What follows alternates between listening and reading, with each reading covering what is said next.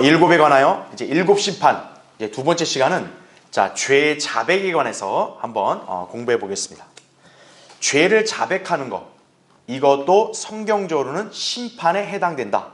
일단 여러분이 이 점을 먼저 유념하시고 오늘 이제 강의를 들으시면 이해가 수월하실 겁니다.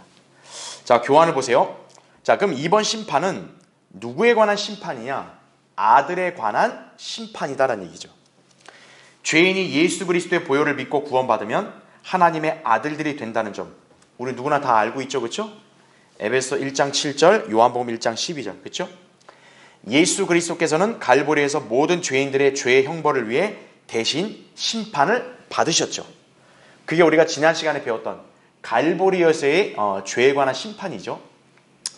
그로 인해 거듭난 그리스도인들은 더 이상 죄의 형벌로 인해 지옥에 가지 않게 된다 이거죠. 그러나 보세요. 그리스도인들도 여전히 죄를 지을 수 있는데 이거죠.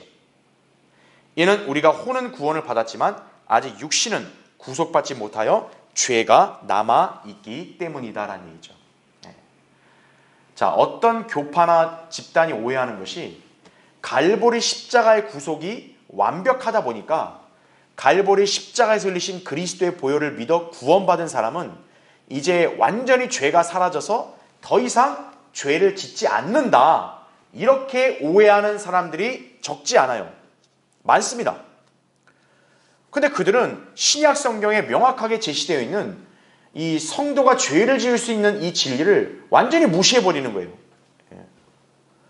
갈보리에서의 십자가에서 흘리신 보혈은 우리의 과거의 모든 죄들, 이거에 대한 제거가 이루어져서 그 혼이 완전히 구원을 받은 거예요. 그러나 중요한 건 뭐냐? 그리스도인의 몸은 아직 구속을 받지 않았다는 점이죠. 그래서 우리의 몸 안에는 여전히 죄의 본성이 남아 있는 거예요. 그러니까 그리스도인이 그 육신을 입고 있는 한 여전히 어떤 거예요? 죄에 노출될 여지가 얼마든지 있다는 얘기죠. 자, 그럼 이 때문에 그리스도인이 되었어도 죄를 짓게 된다 이거죠. 자, 그러면 여기서 이제 혼란이 오는 거죠. 그러면 죄를 지면은 또 죄인으로서 심판을 받느냐? 그게 아니란 얘기죠. 대신 뭘 받냐? 아들로서 징계를 받게 된다는 사실이에요. 자, 이건 제가 나중에 자세히 설명을 드릴 거예요. 그러니까 구원받지 않은 죄인이 받게 될 심판과 성도가 죄를 지었을 때 하나님께로부터 받을 수 있는 그 심판은 양상이 완전히 다르다는 얘기예요. 자, 그러면 성도가 죄를 지면 무조건 즉시 징계가 내려지냐? 그게 아니라 그리스도인이, 제가 밑줄을 쳐놨죠. 죄를 지었음을 시인하고 하나님께 자백을 하면 자신의 죄에 대한 자신이 심판을 내린 것으로 간주가 되어서 죄의 용서함을 받게 된다는 사실이죠. 그러니까 쉽게 말하면 하나님께서 그 사람의 죄를 판단해서 징계를 내리기 전에 성도 자신이 자기가 죄에 대해서 스스로 판단을 하게 되면 결국 뭡니까? 자기가 그 죄에 대한 심판을 내리게 된 거예요. 그러면 이제 어떻게 하냐? 이제 주님께 나와서 자기가 죄를 지었음을 자백을 하면 죄의 용서함이 이루어진다는 얘기죠. 이것이 바로 성경에서 말한 자기 자신의 죄에 대한 심판, 곧 죄의 자백이다라는 얘기죠. 그래서 제가 처음에 죄의 자백이 성경적으로도 심판에 해당된다라고 여러분에게 설명드린 이유가 바로 여기 있는 것입니다. 자, 오늘 우리는 구체적으로 이 죄의 자백이 어떤 유형의 심판이고 또 이 죄에 대해서는 성도는 어떤 책임을 지게 되고 또 어떻게 해결되는가 한번 살펴보는 시간을 갖겠습니다. 자, 첫 번째, 먼저 아들로서 받는 심판이다 이거죠. 자, 밑에 1번을 보십시오. 구원받은 성도들은 이제 죄인들이 아니라 하나님의 아들들이기 때문에 죄의 형벌의 심판은 면제되었다는 얘기죠. 하지만 우리가 구원받았다고 해서 모든 죄들이 없어진 것은 아니다 이거예요. 그리스도인 안에는 죄를 지을 수 있는, 자, 그거 잘 유념해 두세요. 옛 성품과 그 다음에 새롭게 태어난 새 성품이 공존하고 있는 상태다라는 점이죠. 따라서 그리스도인이 새 성품을 따르지 않고 옛 성품을 추구하면 당연히 어떻게 하는 거예요? 죄를 짓는 것이에요. 자, 한번 근거 구절을 볼게요. 로마서 거기 7장 한번 보십시오. 좀 이해를 돕는 차원에서 17절부터 읽을게요. 보십시오. 그러나 이제는 그것을 행하는 것은 더 이상 내가 아니오 내 속에 거하는 자 뭐라고 얘기해요? 죄인이라 이거죠. 이거 지금 사도 바울이 자신의 경험을 계속 기록하고 있는 거예요. 여러분 사도 바울은 구원받은 훌륭한 그리스도인이 아니겠어요? 근데 지금 훌륭한 그 그리스도인이 고백하기를 자기 속에 뭐가 거하고 있대요? 죄가 거하고 있대요. 그러면 거기 18절 보세요. 내 안에 그 다음에 괄호 쳐져 있죠? 곧 내 육신 안에는 선한 것이 거하지 않는 줄을 내가 아노니 원함은 내게 있으나 선한 것을 어떻게 가는 것인지는 알지 못하노라 이거죠. 자, 성령님께서 이 구절에 내 안에라고 해놓고 괄호를 치고 내 육신 안이라는 표현을 쓰신 것은 굉장히 중요한 의미가 있습니다. 만약에 우리 성경에 여기 나온 대로 내 육신 안에라는 표현이 만약 없다고 하면요, 이게 교리적으로 틀려지게 되는 거예요. 왜입니까? 구원받은 그리스도인 안에는 누가 계세요? 성령님이 계시잖아요. 예수 그리스도의 영이 계시죠. 그분은 선한 분 아니에요. 그렇죠? 그러니까 만약에 괄호가 없다고 하면 어떻게 돼요? 내 안에 선한 것이 거하지 않는 줄 내가 아노니. 틀린 거죠. 아니 성도 안에는 예수 그리스도가 있지 않냐? 이렇게 되는 거예요. 그러니까 성령님께서는 여기서 괄호를 치셔서 이 내 안이 구체적으로 어디 안인지를 설명해 주신 거예요. 바로 내 육신 안이다라는 얘기죠. 성령님은 우리 육신 안에 있는 게 아니죠. 우리의 영 안에 계시는 거죠. 그렇죠?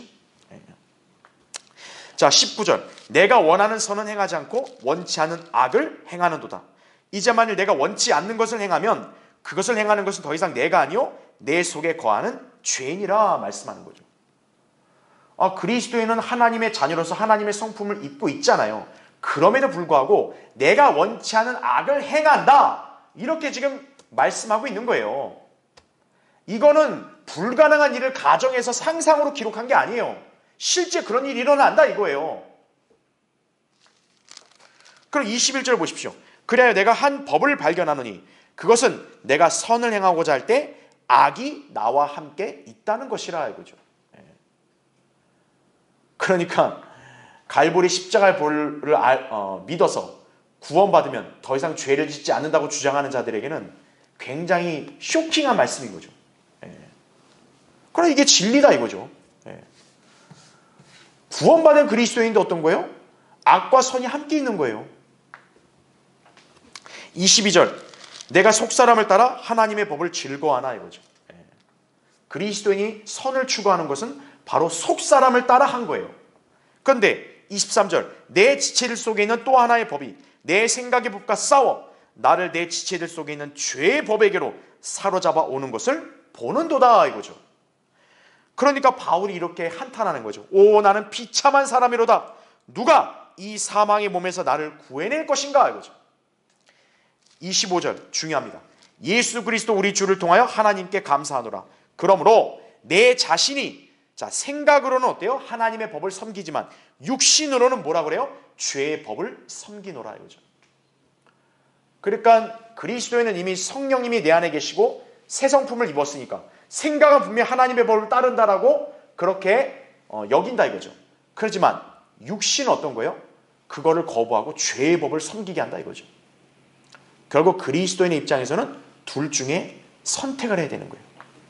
성령을 따를 것이냐 아니면 육신을 따를 것이냐 그죠. 그걸로 그 사람의 삶의 양상이 달라지는 거예요. 자 2번 보십시오. 성경은 의인은 없나니 없도다 한 사람도 없도다 로마 3장 10절에 말씀하고 있죠. 이 말씀은 구원받지 않은 죄인에게만 해당되는 것이 아니라 구원받은 성도에 대해서도 죄인임을 지적하고 있다는 얘기죠.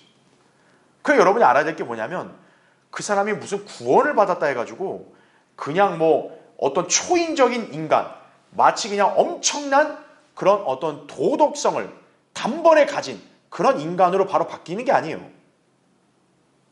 우리가 대단해서 구원받은 게 아니잖아요. 성경적으로 본다면 우리는 그냥 하나님의 은혜로 구원받았을 뿐이에요. 그래서 구원받은 죄인이라고 우리는 지칭하는 거예요. 저 바깥에 있는 사람들은 구원받지 않은 죄인인 것이고요. 그 차이다 이거죠. 그래서 거기 요한일서 1장 8절 보세요. 자 밑줄 쳐져 있죠. 만일 우리가 우리에게 아무 죄도 없다고 말하면 그럼 뭐라고 그래요? 우리 자신을 속이는 것이요 진리가 우리 안에 있지 아니하나 이렇게 말씀하고 있죠. 여기서 우리는 요한일서를 기록한 사도 요한이 바로 성도들을 묶어서 지금 지칭하는 거예요. 우리가 죄도 없다고 말하면 자신을 속이는 거라 이거예요. 그 사람은 진리가 없는 거예요. 거짓말하는 거라 이거죠. 자, 3번 보십시오. 비록 하나님의 자녀라고 할지라도 죄를 지으면 하나님의 공의의 성품에 따라 죄에 대한 심판을 내리시는데, 자, 바로 뭐를 내린다고요? 징계를 내린다 이거죠. 그러니까 그 사람이 지옥에 간다는 말이 아니에요. 왜요? 이미 갈보리 십자가의 구속으로 다 모든 죄의 형벌이 면제가 됐기 때문에 그 사람은 지옥에 안 가요. 다만 뭡니까? 하나님은 아버지시니까 자녀가 잘못했을 때는 회초리로 때리셔서 바로 잡는 거란 얘기죠. 자, 징계에 관한 말씀이 자세히 나온 게 히브리서 12장이죠. 우리 교환을 보시면 제가 기재해놨죠. 히브리서 12장 5절 6절에 또 마치 자녀들에게 했던 것과 같이 너희에게 권면하신 말씀을 잊었으니 이거죠. 곧 내 아들아 주의 징계를 경시하지 말고 책망을 받을 때 낙심하지 말라. 그 다음 밑줄 친 거 잘 보세요. 주께서 그의 사랑하시는 자를 어떻게 한다? 징계하시고 그가 받으시는 아들마다 어떻게 하신다? 매질하시느니라 이거죠. 그러니까 성도라고 해서 죄에 관한 어떤 그런 징계, 고난 이게 없는 게 아니에요. 있는 거예요. 그게 뭐냐면 하나님이 그 사람을 사랑하는 아들로 여기니까 그렇게 한다는 뜻이에요. 자, 괄호 1번 보십시오. 징계는 죄인들을 향한 정죄와 저주가 아니라 자녀를 향한 아버지의 사랑의 표식이다 이거죠. 즉 징계는 성도들을 향한 하나님의 다루심이지 구원받지 않은 죄인들하고는 무관하다는 점이죠. 그리고 거기 히브리서 12장 7절 8절에 이렇게 나오죠. 너희가 징계를 견뎌내면 하나님께서는 너희를 아들들로 대우하실 것이니 아버지가 징계하지 않는 아들이 어디 있느냐. 모든 사람들이 참여하는 징계를 너희가 받지 않는다면 너희는 뭐라 그래요? 사생하여 친아들이 아니니라 이렇게 말씀하는 거죠.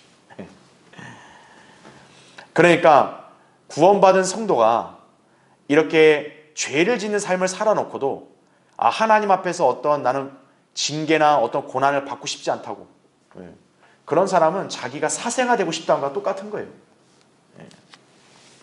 반대로 성도가 고난에 처했을 때 무조건 좌절하고 낙심하고 슬퍼만 하지 말라 이거예요.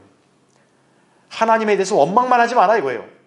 하나님이 그 사람을 사랑하기 때문에 바로잡으려고 고통을 주시는 거다. 그렇게 여기라 이거죠. 괄호 2번 보십시오.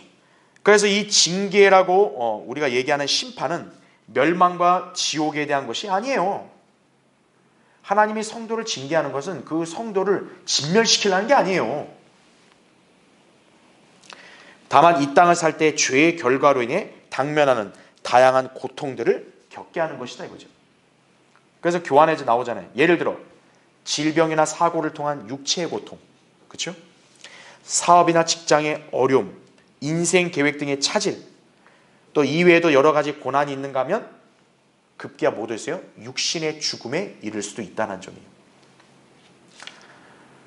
구원받아 하나님의 자녀라는데 정말 세상 사람보다 더한 죄를 짓고 살고 있다 이거예요.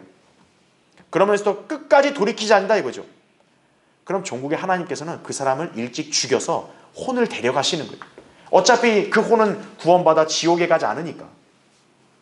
이 땅에서 더 죄의 나락으로 빠지지 말고 차라리 그냥 하늘나라 와라. 그래서 하나님께서 그냥 일찍 죽음을 내리실 수도 있는 거예요. 그 다음 페이지 보십시오.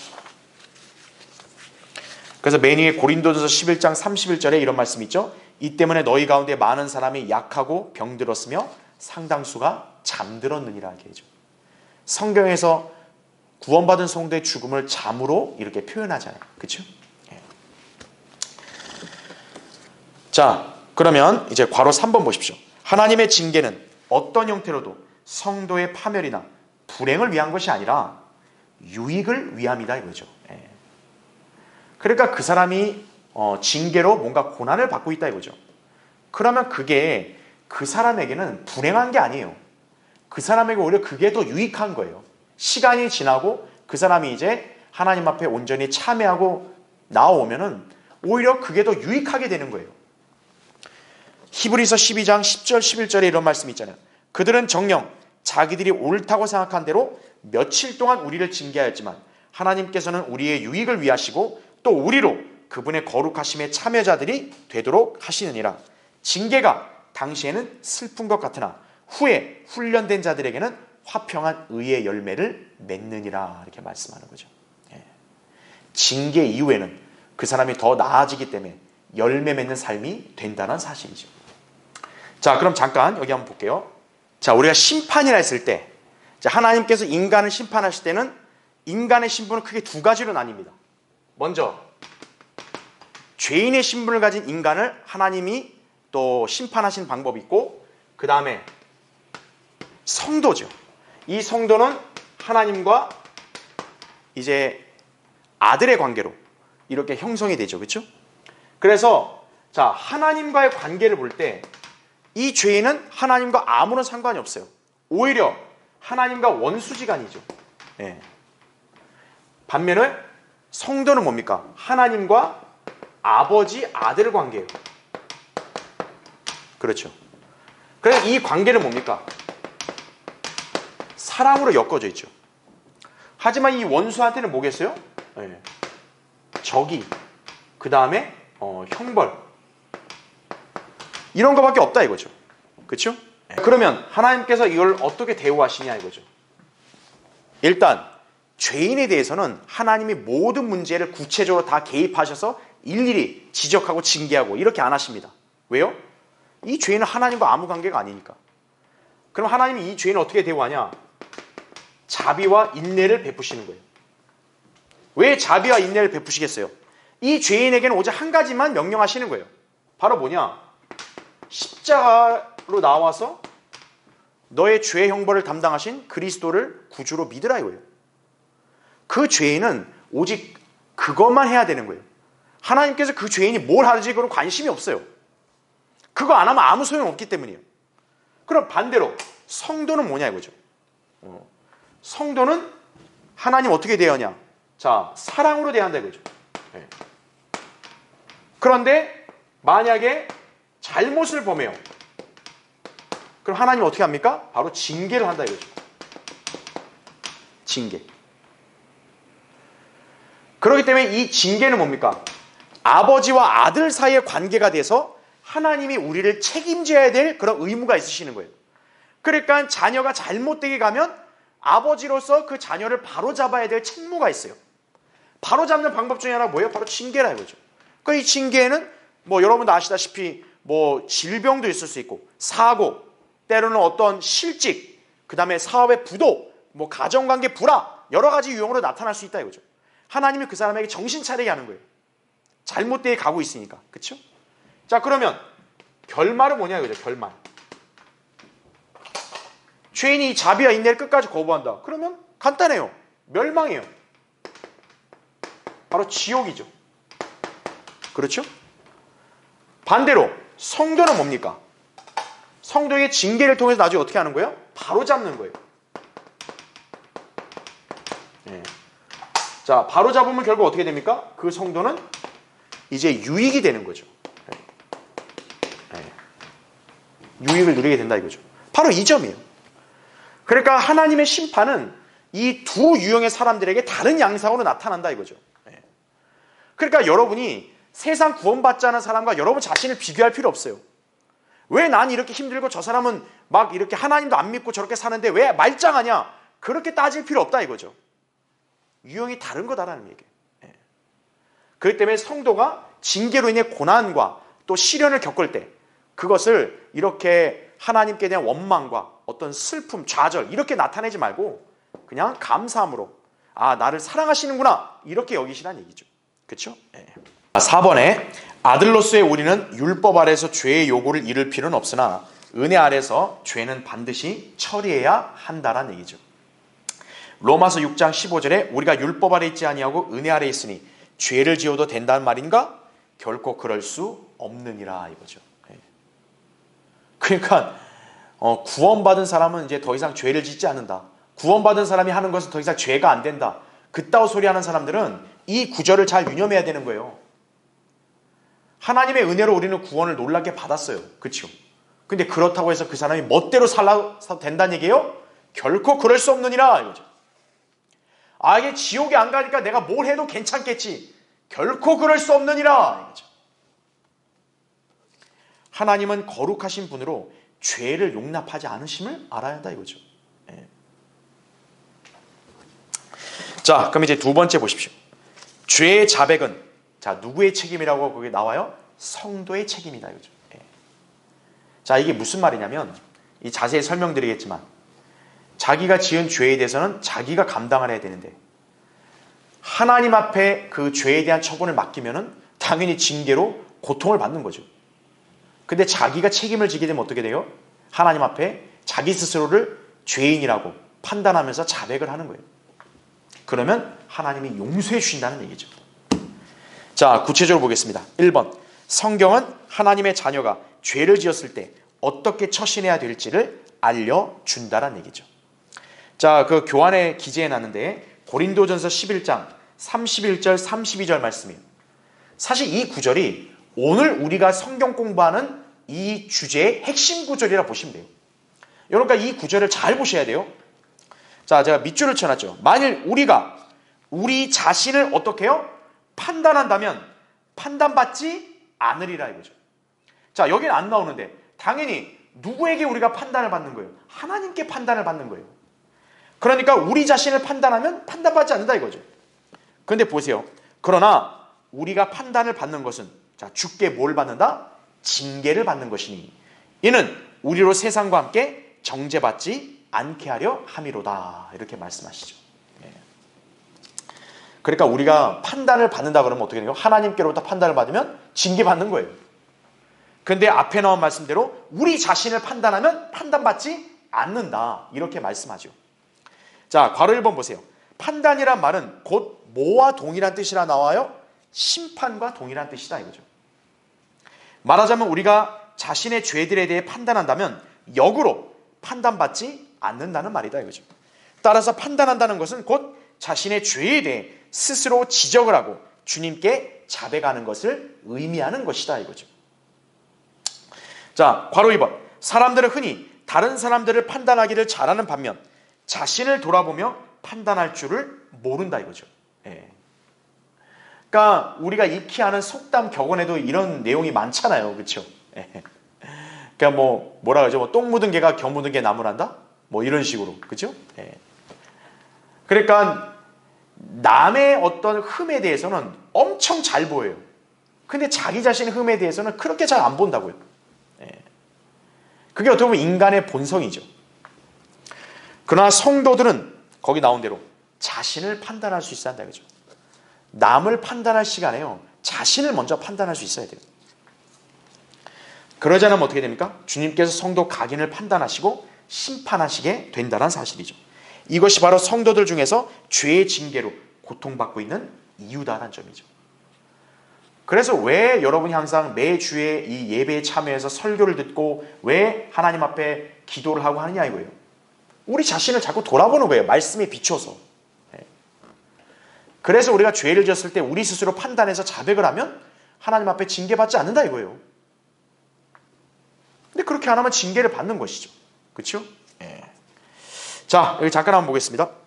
누군가가 범죄를 저질러요. 그렇죠? 그럼 하나님께서는 심판하신다 이거죠. 예. 자, 성도가 범죄를 저지르면 하나님은 심판하셔야 돼, 공의롭게. 그럼 이때 이 심판이 어떤 양상으로 나타날 수 있냐? 먼저 두 가지예요. 가장 우선적으로 뭐냐? 이 심판을 성도 자신이 할 수 있다 이거죠. 무엇보다 죄를 지은 거에 대해서는 하나님과 마귀와 그 다음에 그 사람 자신이 가장 먼저 아는 거예요. 그렇죠? 그러니까 성도 자신이 가장 먼저 자기가 죄를 지었음을 인식할 수 있어요. 그럼 어떻게 해야 돼요? 자신이 죄에 대해서 판단하는 거예요. 아, 나 죄를 졌습니다 이거죠. 예. 넌 죄를 졌다. 난 죄를 졌다 이거예요. 자, 그럼 어떻게 해야 돼요? 자기가 판단을 했으면은 이 죄를 자기의 노력이나 대가로 이걸 처리할 수 없어요. 바로 어떻게 하냐? 이거는 하나님 앞에 자백을 하는 거예요.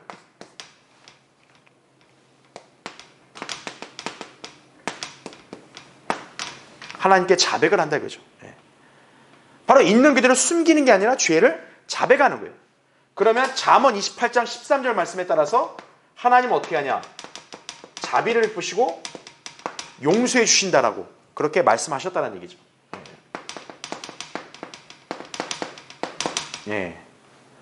그리고 요한일서 1장 9절. 바로 성도 자신이 판단하는 것에 대해서는 고린도서 11장 31절에 나온 말씀이죠. 우리가 판단을 해야, 우리 자신을 판단해야 판단받지 않는다는 얘기죠. 그런데 만약에 두 번째, 성도가 판단을 안 해요. 그러면 결국 누가 판단하신다고요? 하나님이 판단하시는 거예요. 그래서 아까 우리 읽었던 대로 하나님이 판단하시면 결국 이 사람은 뭐를 받게 된다? 그렇죠. 징계를 받게 된다 이거죠. 그러니까 징계는 여러 가지 유형으로 나타날 수 있는 거죠. 그러니까 순서가 뭐냐? 일단 하나님께서는 먼저 성도가 그 죄에 대한 책임을 질 수 있도록 기회를 주시는 거예요. 근데 우리에게 참 너무나 감사한 게 뭐냐? 우리에게는 바로 뭐가 있습니까? 그리스도의 보혈이 있다 이거죠. 그리스도의 보혈.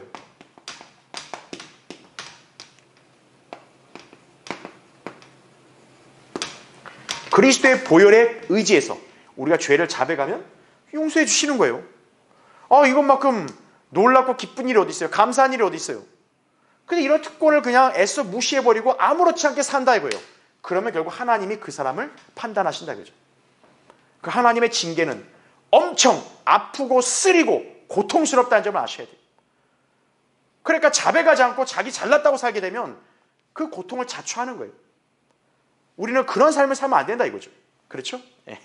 바로 3번. 하나님께서는 죄를 자백하는 성도를 용서하시며 그를 어떻게 하신다? 거룩하게 하신다라는 점이죠. 그렇죠?